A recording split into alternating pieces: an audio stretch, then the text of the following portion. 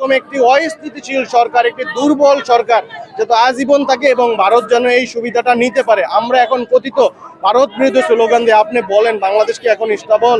Stable না।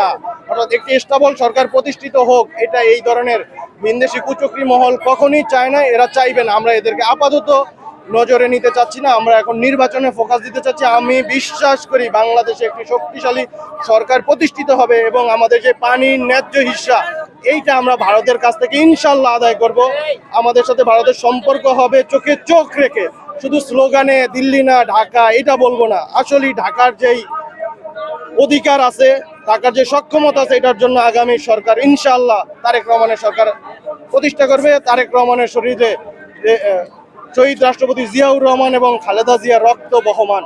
পৃথিবীর কোনো মানুষ ভুলের ঊর্ধ্বে নয়, কিন্তু দিল্লির বিরুদ্ধে, ভারতের আধিপত্যবাদের বিরুদ্ধে জিয়া পরিবারের চেয়ে বড় এই দেশে আর কেউ হয় নাই, কেউ হবেও না।